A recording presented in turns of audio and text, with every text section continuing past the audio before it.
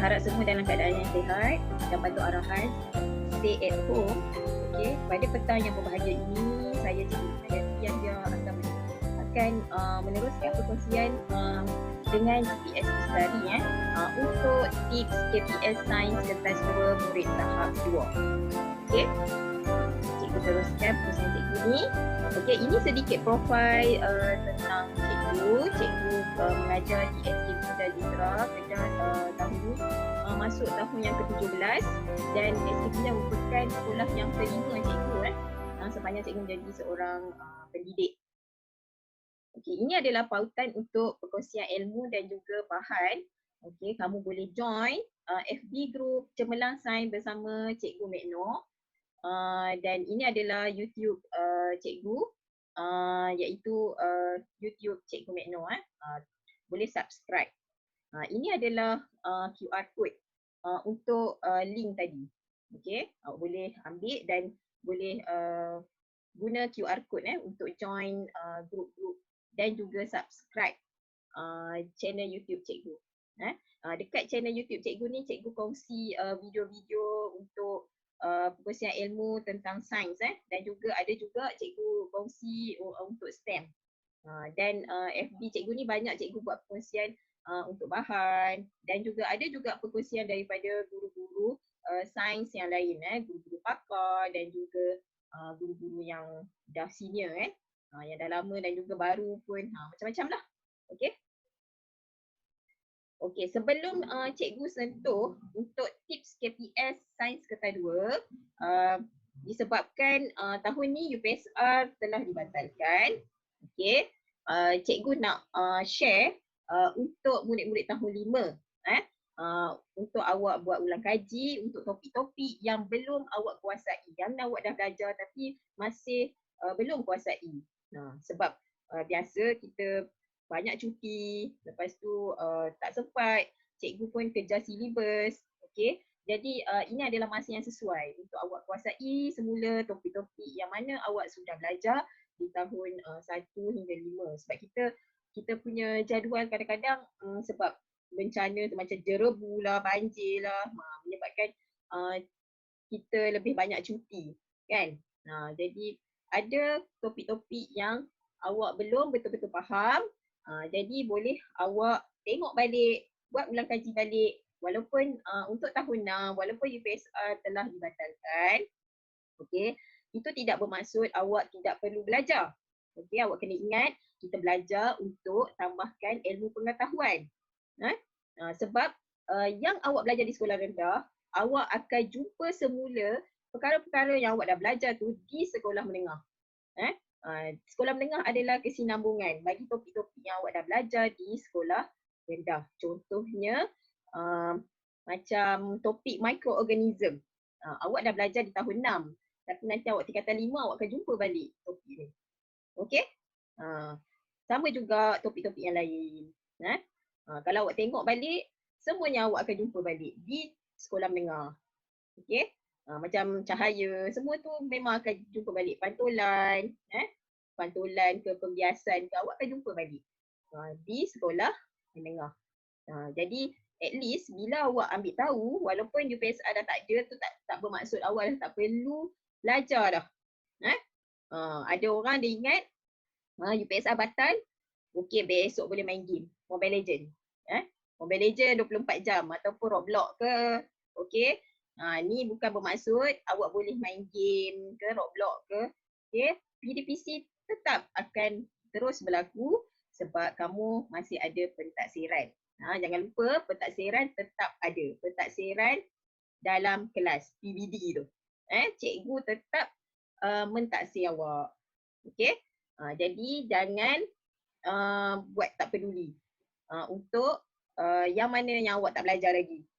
Awak kena juga belajar sebab kita masih ada pentaksiran. Walaupun hanya UPSR saja tak ada, tapi pentaksiran masih berlaku. Okey.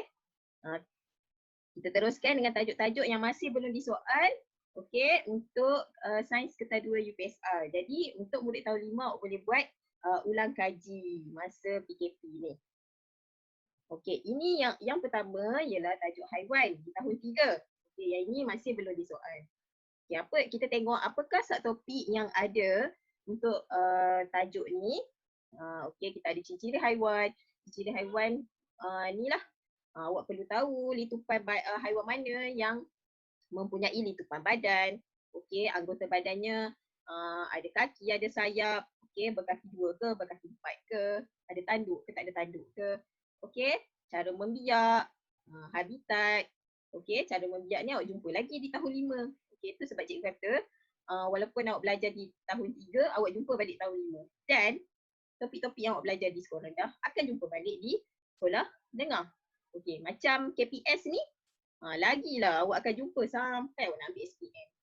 Okey, tabiat makan, okey, kegigian. Cikgu takkan cerita detail. Cikgu hanya nak beritahu apakah topik dan subtopik yang perlu awak ambil tahu jika awak belum kuasai. Okey, yang kedua ialah tajuk penyerapan hingga di tahun 3. Okey, kita ada objek yang menyerap air dan kalis air. Okey, keupayaan bahan menyerap air dan juga kepentingan bahan menyerap air dan kalis air dalam kehidupan seharian. Apakah kegunaannya? Okay, contoh dia baju hujan, kemah. Okey, apa dia punya kegunaan? Baju hujan dengan kemah tu ialah sejenis bahan yang kalis air kan, tidak menyerap air. Apa kegunaan dia? Jadi kita boleh guna untuk mengelakkan daripada hujan. Bukanlah mengelak daripada hujan, maksud cikgu kita boleh elak daripada pakaian kita basah bila kita menggunakannya. Kemah kita boleh guna untuk tempat berteduh bila waktu hujan. Okey. Seterusnya ialah proses hidup haiwan untuk tahun 4. Ini juga belum ditanya untuk kertas 2. UPSR yang sebelum-sebelum ni lah. Sebab kita dah ada UPSR. Memang kita tiap-tiap tahun kita ada UPSR kan. Sampai sehingga 2019. Cuma tahun ni je special UPSR tak ada. Tapi tajuk-tajuk ni boleh dibawa ke hadapan untuk murid tahun 5. Okey, kita ada tajuk subtopik. Okey, organ pernafasan untuk haiwan. Ada haiwan yang organ pernafasannya 1 dan juga ada haiwan yang organ pernafasannya 2. Okey, awak perlu tahu apakah haiwan-haiwan tersebut dan apakah haiwan yang bernafas menggunakan paru, insang, kulit lembap, spirakel. Okey. Seterusnya ialah sumber asas di tahun 4. Yang ini ialah sumber asas seperti tumbuhan. Kita ada 4 sumber asas. Tumbuhan, haiwan, batuan dan juga petroleum. Jadi kena tahulah apakah bahan-bahan yang awak jumpa dalam kehidupan seharian kita ni, apakah sumber asasnya. Okey. Kemudian kita ada sifat bahan. Okey. Ini juga di tahun 4. Okey. Kita kena murid-murid perlu tahu apakah bahan yang boleh menyerap air, yang tak boleh serap air. Juga bahan yang boleh mengalirkan elektrik dan juga bahan yang tidak boleh mengalirkan elektrik. Kita perlu tahu juga apakah bahan-bahan yang boleh mengalirkan haba. Contoh dia seperti sudu logam, sudu besi.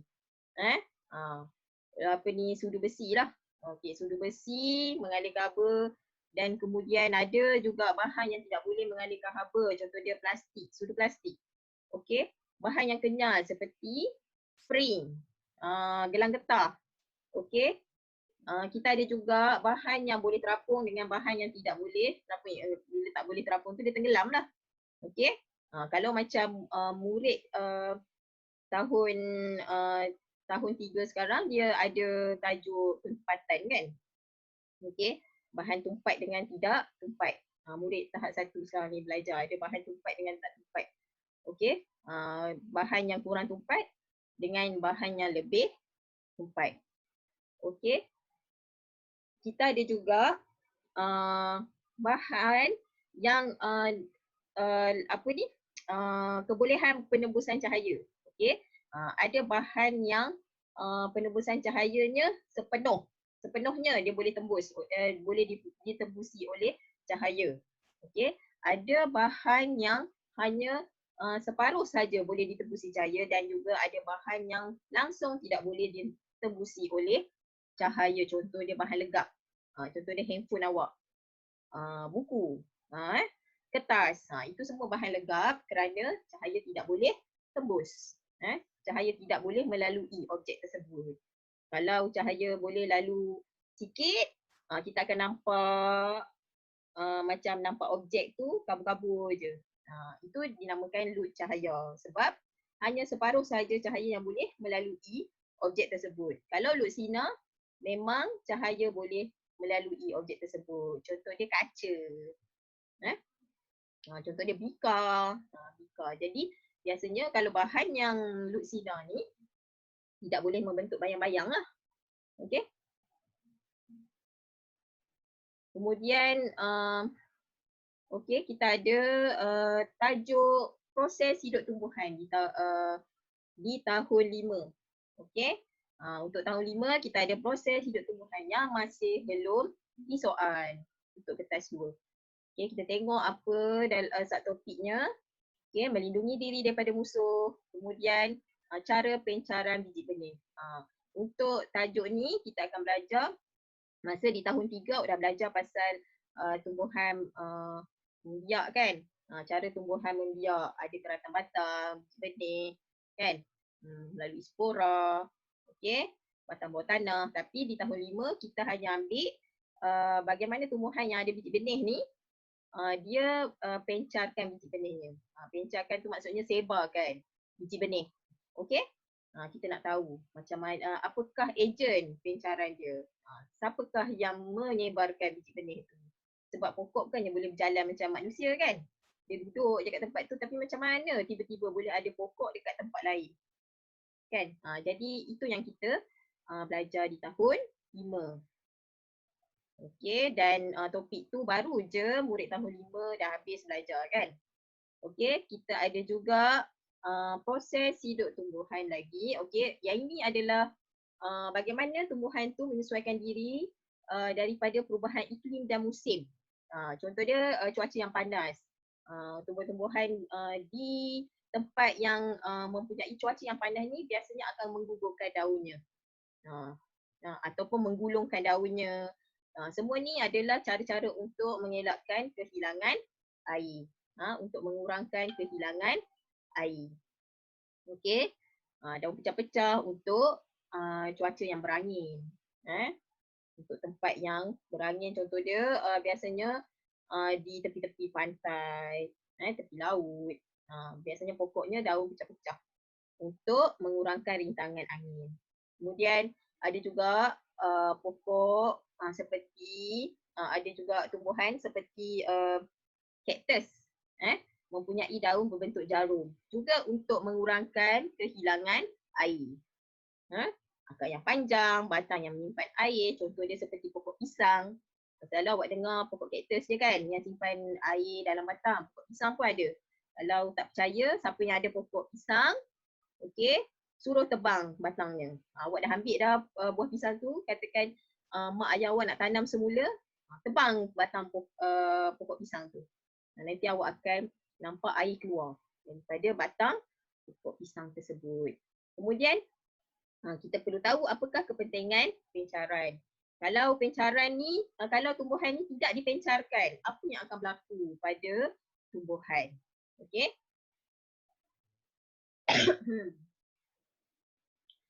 Okey, kita ada juga sumber dan bentuk tenaga di tahun 5. Okey, untuk tahun 5 ni memang banyak lagi topik yang belum ditanya. Okey, jadi agak mencabar jugalah dengan tempoh kita yang terkuarantin yang agak lama.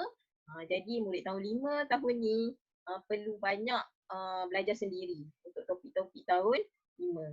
Okey. Ini adalah sumber tenaga yang boleh diperbarui. Yang mana sumber tenaga yang boleh dijana semula dan sumbernya sentiasa ada. Okey, seperti yang cikgu senaraikan dekat sini. Okey, kita ada Mobaam. Mobaam ni cikgu bagi sebab senang nak ingat je lah. Mobaam tu matahari, ombak, biojisim, air, angin, makanan. Okey, sumber tenaga yang tidak boleh diperbarui. Okey, kita ada bentuk tenaga, bentuk-bentuk tenaga upayaan ke, kinetik ke, cahaya. Okey. Perubahan bentuk tenaga. Contoh dia kipas shilling. Apakah perubahan bentuk tenaganya daripada tenaga elektrik ke tenaga kinetik. Okay. Television, mesin basuh. Semua tu awak kena tahu apakah perubahan bentuk tenaganya. Okey, awak dah belajar pasal bentuk tenaga dan awak kena tahu perubahan bentuk tenaga. Okey. Kemudian kita ada juga tajuk elektrik. Okey. Tajuk elektrik di tahun 5. Okey, tajuk elektrik juga di tahun 5. Kita murid perlu tahu apakah dia sumber tenaga elektrik. Okey, komponen asas iaitu mentor, switch, sekering, wayar penyambung dan juga perlu tahu simbol-simbolnya. Okey, yang ni maaf typing error. Dan juga murid perlu tahu bagaimanakah bentuk litar bersiri dan litar selari. Dan awak perlu tahu bagaimana untuk lakarkan litar tersebut. Okey, kemudian kesan kecuaian dan langkah-langkah keselamatan yang perlu diambil. Okey. Seterusnya ialah tajuk khabar. Okey, tajuk khabar juga belum ditanya. Okey. Dalam tajuk khabar ni, ini adalah subtopiknya iaitu suhu. Okey, bagaimana awak nak ukur suhu? Okey, apa suhu ni guna dia untuk apa? Okey. Kemudian kita ada bahan yang apakah yang berlaku pada bahan yang menerima haba. Kemudian dengan bahan yang kehilangan haba, apakah yang berlaku? Sama ada dia panas ke, dia sejuk ke, mengembang ke, mengecut ke. Okey. Kemudian kepentingan aplikasi prinsip pengembangan dan pengecutan. Ini adalah kegunaan aplikasi prinsip pengembangan dan pengecutan dalam tajuk haba ni juga. Okey, contoh dia bagi kat sini ialah ruang di antara sambungan landasan kereta api dapat mengelakkan landasan menjadi bengkok. Landasan menjadi bengkok.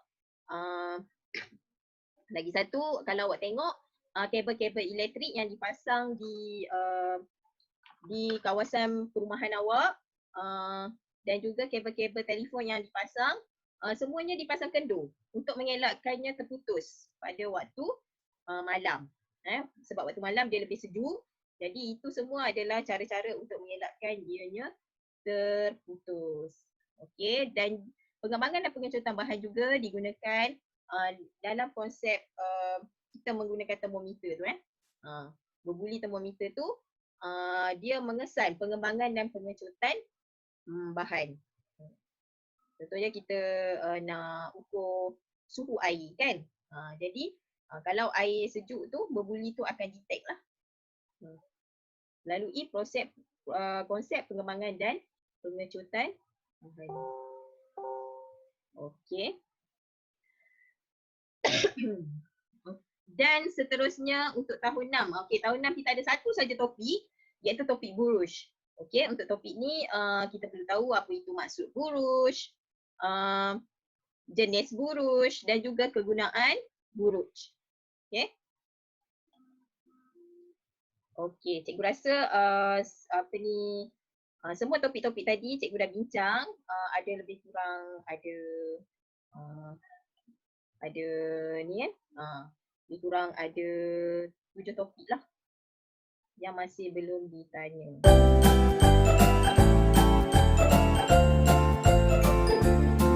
Okey, cikgu rasa sampai di sini saja khususnya cikgu. Cikgu terlebih dahulu cikgu ucapkan terima kasih kerana sudi meluangkan masa pada petang ini untuk mendengar puisian cikgu. Okey, sekali lagi cikgu ingin ingatkan untuk tahun 6 walaupun USR telah dibatalkan, itu tidak bermakna pembelajaran awak terhenti. Okey, pembelajaran kita akan berlaku sampai bila-bila. Okey, kena ingat kita belajar untuk mendapat ilmu, bukan untuk menjawab peperiksaan.